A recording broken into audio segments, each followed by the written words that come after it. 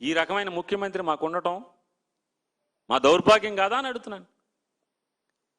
మీరు సిగ్గుపడకపోగా మీరు చేసిన పనికి మీ ఏలుబడిలో మనిషిని చంపేసి రౌడీ షీటర్ అంటారు. ఏ రౌడీ షీటర్ అయితే చంపేస్తారా? రౌడీ షీటర్ అయితే చంపుతారా అంటున్నా.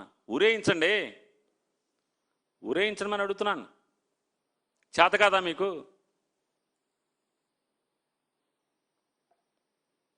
ఈ విచారణ ఇవాళ ఎంత డొల్ల విచారణ అంటే ఇవాళ జరిగినటువంటి నారా చంద్రబాబు నాయుడు గారి ప్రభుత్వం చే నియమించబడినటువంటి ఒక ఐజీ గారి నేతృత్వంలో 2 ఎస్పీలు, ఒక అడిషనల్ ఎస్పీ గారు, ఈ 4 నేతృత్వంలో నడిచినటువంటి ఈ సిట్టు ఎంత డొల్ల, ఎంత దారుణమైనటువంటి ఇన్వెస్టిగేషన్ అంటే ఆఖరికి ఒక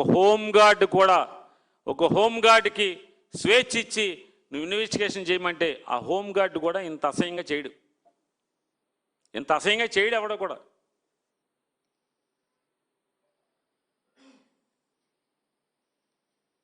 మే 6వ తారీఖున ఆ రిమాండ్ రిపోర్ట్లో రాస్తారు.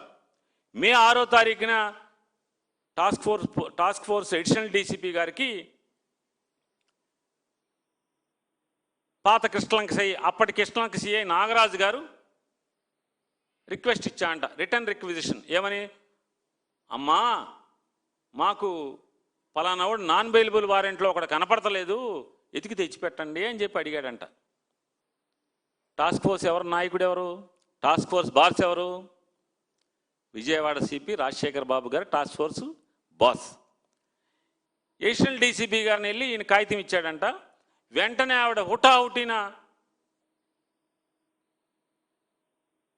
ఒక టాస్క్ ఫోర్స్ సబ్ ఇన్స్పెక్టర్ గారిని, 2 కానిస్టేబుల్స్ని, స్టేషన్ కానిస్టేబుల్ ఎవరైతే వారెంట్ సర్వ్ చేయాల్సినటువంటి కోర్టు కానిస్టేబుల్ ఉంటాడో వీళ్ళ 4గురిని ఇచ్చి మార్కాపురం వెళ్ళి ఆయన్ని పట్టుకోండి అన్నారంట.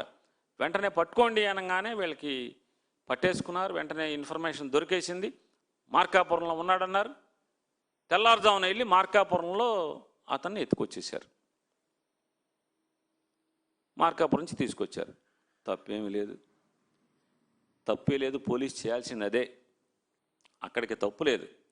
కాకపోతే ఇక్కడ ఇన్వెస్టిగేషన్లో ఎక్కడా కూడా సిపి గారి ఊసు కానీ, పాత్ర కానీ, నాలెడ్జ్ కానీ ఉన్నట్టు కానీ ఎక్కడా కూడా పేరు కానీ రాయకపోవటం అనేది దుర్మార్గం అంటున్నాను. ఈ ఇన్వెస్టిగేషన్ యొక్క దుర్మార్గం అది.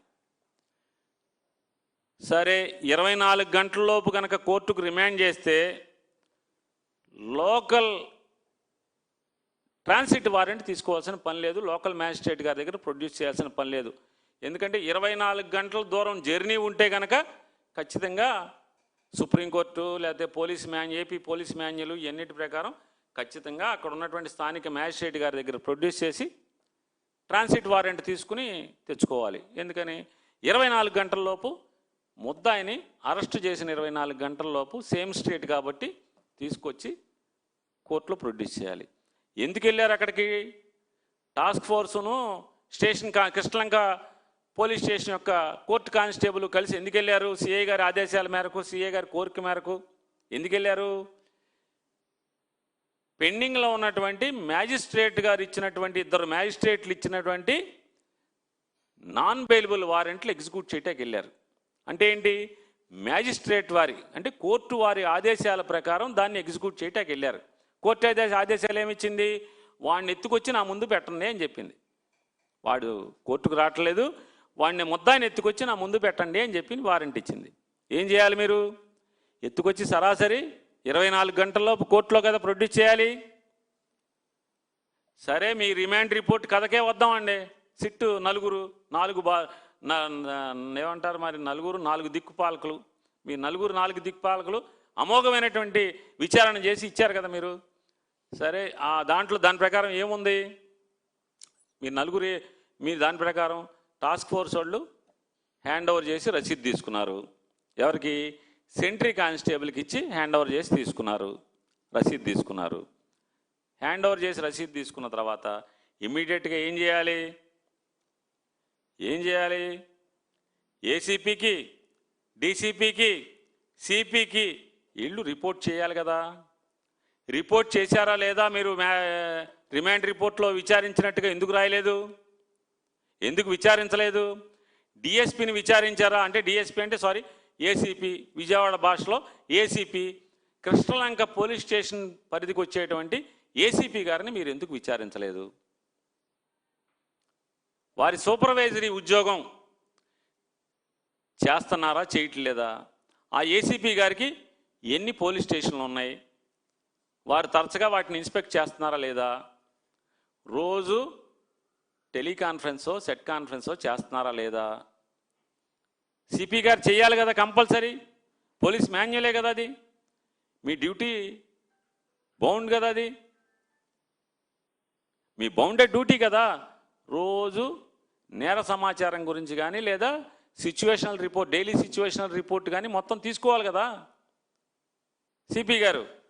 మరి 5వ తారీఖు అర్ధరాత్రి వెళ్ళి 6వ తారీఖు తెల్లారుజామున 3 గంటలకు అరెస్ట్ చేసి మార్కాపురంలో 7 గంటలకు పోలీస్ స్టేషన్కి తీసుకొచ్చి హ్యాండ్ ఓవర్ చేసినటువంటి విషయాన్ని విజయవాడ సిపి ఎందుకు తీసుకోలేదు? ఏసీపీ గారిని ఎందుకు ఈ ఉద్యోగం మిస్ అయ్యావని ఎందుకు అడగలేదు? డీసీపీ గారిని ఉద్యోగం ఎందుకు మిస్ అయ్యావని అడగలేదు? సిపి గారిని ఈ ఉద్యోగం ఎందుకు మిస్ అయ్యావని మీరు విచారించలేదు? సిపిని విచారించాలి కదా, ఎందుకు విచారించలేదు? సరే, మీరు విచారించలేదండి, అయిపోయింది. తీసుకొచ్చిన నాగరాజు అయిపోయింది. ఒక ఎస్ఐ గారు ఎవరో ఏదో కొరియర్ డెలివరీకి వచ్చాను నేను స్టేషన్కి, అప్పుడు ఆడు లోపల ఉన్నాడని చెప్పి సాక్ష్యం చెప్పాడని చెప్పి అతను సాక్ష్యం. A1 to A17 విచారించామని చెప్పారు. A1 to A17 ఎవరు? సారీ, పీడబ్ల్యూ అంటే సాక్ష్యం, A1 కాదు సాక్ష్యం. ఎందుకంటే నాకు లా భాష తెలియక మాట్లాడుతున్నా. సాక్షుల్ని LW పీడబ్ల్యూ అంటారు కదా, సాక్షుల్ని విచారించారు. సరే, సాక్షుల్ని తెలుగులోనే మాట్లాడేస్తా, కోర్టు భాష ఎందుకు, సాక్షుల్నే మాట్లాడు. 17 మంది సాక్షుల్ని విచారించామని చెప్పారు. ఎవరి సాక్షులు? మృతుడి యొక్క తల్లి, ఇంటి కుటుంబ సభ్యులు, దాదాపు 5గురు 6గురు వాళ్ళే ఉన్నారు. అక్కడి నుంచి పోలీసులు, task force SI, task force constables, court constable, sentry constable, అక్కడి నుంచి వేరే హెడ్ కానిస్టేబుల్, ఇంకొక కానిస్టేబుల్, ఆ కానిస్టేబుల్, ఈ కానిస్టేబుల్. సరే, మొత్తానికి మీరు ఒక అభిప్రాయానికి వచ్చేసారు. ఏమని దాంట్లో రాశారు? ప్రైమా ఫెసి కస్టోడియల్ డెత్ జరిగింది అంటే లాకప్ డెత్ జరిగింది అని ప్రైమా ఫెసికి వచ్చాము అని చెప్పి కన్క్లూజన్ ఇచ్చారు రిమైండ్ రిపోర్ట్లో. ప్రైమా ఫెసి మరి ఈ 17 మందితో మాత్రమే ఎందుకు ఆగిపోయారు? నేను అడుగుతున్నాను సిట్ వారిని, ఈ 17 మందితో మాత్రమే ఎందుకు ఆగిపోయారు? స్టేషన్లో చచ్చిపోయాడు, శవం చూసామని చెప్పి ఒక ఆయన సాక్ష్యం చెప్పాడు, ఒక పోలీస్ ఆయన. మీ ఉద్దేశం ప్రకారం, మీ విచారణ ప్రకారం, మీ నలుగురు అద్భుతంగా చేసినటువంటి విచారణ లేదా పోలీసు విచారణ మేరకు ఆ ఒక్కడిని, ఎవరిని, ఆ మృతి చనిపోయినటువంటి సాయికృష్ణ అనే ఆయన్ని, విజయలక్ష్మి గారి కొడుకు, కొట్టి చంపేసింది ఒక్క నాగరాజే మీ విచారణ మేరకు, అంతే కదా? ఇంకెవడూ సాయం చేయలే, పట్టుకోవటంలో కానీ కొడతంలో కానీ అసలు ఎవడో సాయం చేయలే. ఇంకోటి కూడా మీరు దాంట్లో రిమాండ్ రిపోర్ట్లో రాశారు. ఏమని రాశారు? కాళ్ళు చేతులు కట్టివేయబడి సెల్లో ఉన్నాడు గాయాలతో అని చెప్పి రాశారు. కాళ్ళు చేతులు ఎవరు కట్టారు? సిఐ నాగరాజు గారికి ఎవరు సాయం చేశారు? విచారించారా? విచారించలేదు. శవం మాయమైంది అంటున్నారు. ఒక్క సిఐ నాగరాజు స్టేషన్లోంచి శవాన్ని మోసుకెళ్ళగలడా? ఏం చేస్తాడు? లేకపోతే మీరు చెప్పేది అందరినీ సినిమాకి పంపించేసేసి దృశ్యం సినిమాలోగా అదే సెల్లో లోపల పాతేసి ఒకడే తాపీ చేసేసాడు అంటారా మీరు?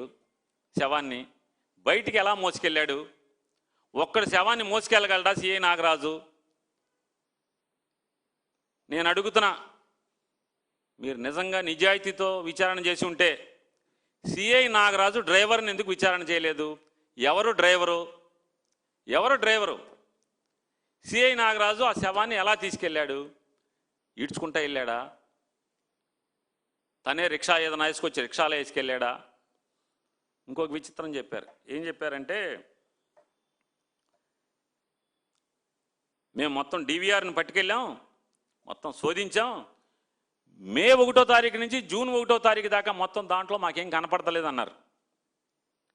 మే 1వ తారీఖు నుంచి జూన్ 1వ తారీఖు దాకా ఏం కనపడపోతే బాధ్యత ఎవరిది?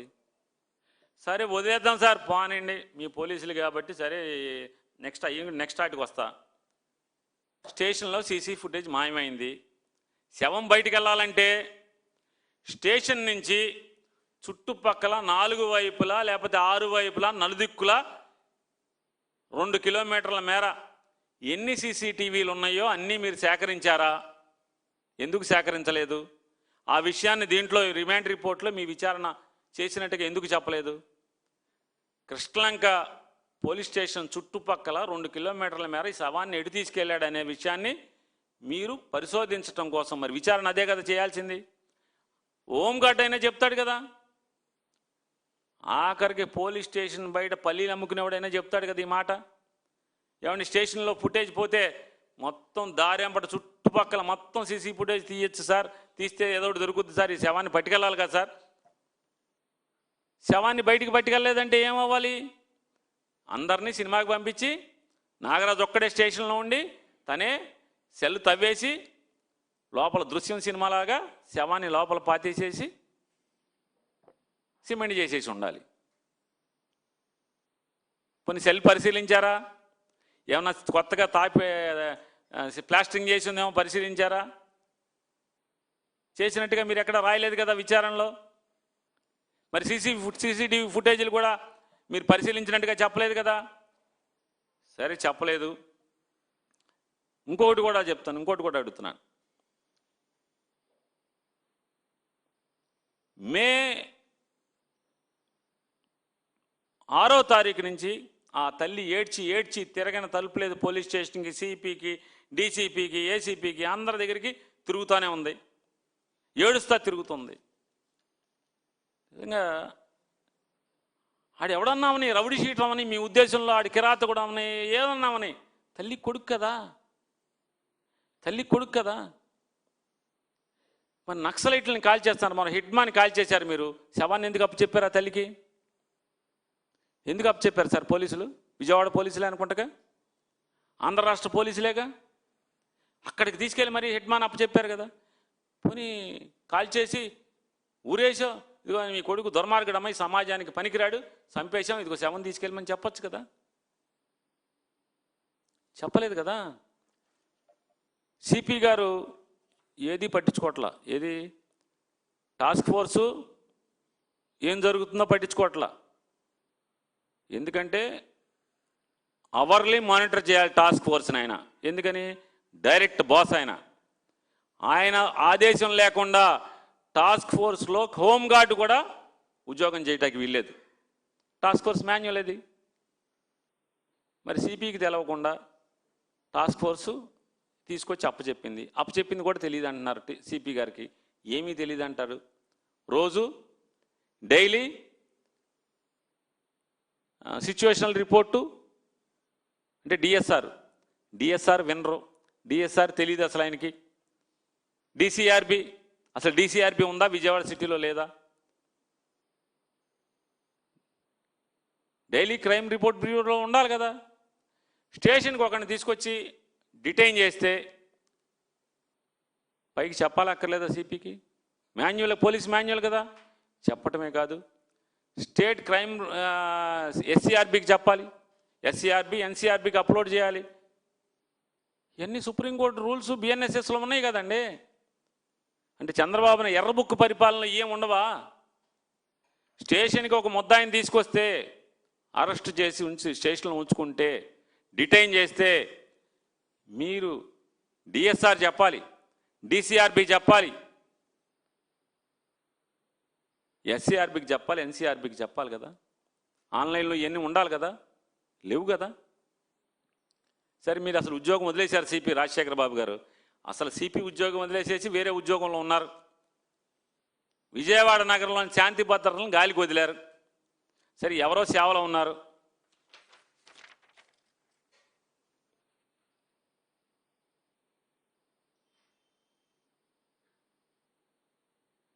పెద్దగా చూపించారా? ఇదేంటి తెలుసా అండి? కన్నీరు మున్నీరుగా ఏడ్చి రోడ్లమ్మట గుండెలు బాదుకుంటూ తిరిగినటువంటి గాదే విజయలక్ష్మి గారి కోరిక మేరకు ఆవిడ ప్లేడర్ గారు విజయవాడ సిపి గారికి అల్లాడుతూ ఇచ్చినటువంటి కంప్లైంట్. ఈ కంప్లైంట్ ఇది ఏమని కంప్లైంట్ ఇచ్చింది ఆవిడ? ఎన్నో తారీఖు 28 మే సాయంత్రం 7:30కి ఇచ్చారు. 28 మే సాయంత్రం 7:30కి విజయవాడ సిపి గారికి ఫిర్యాదు ఇచ్చారు. అయ్యా, నా కొడుకుని కృష్ణలంక పోలీసులు ఎత్తుకెళ్ళారు. మీరు గనక తక్షణమే గనక స్పందించకపోతే నా కొడుకుని స్టేషన్లో ఈ పాటికి చంపేస్తారు. ఇంగ్లీష్లో ఏం చెప్పారంటే ఎక్స్పెక్టెడ్ కస్టోడియల్ డెత్. చూడండి సార్, సిపి గారు, రాజశేఖర బాబు గారు, ఒక తల్లి వేదన మీకు నివేదించుకుంది. మే 28వ తారీఖున, మే 28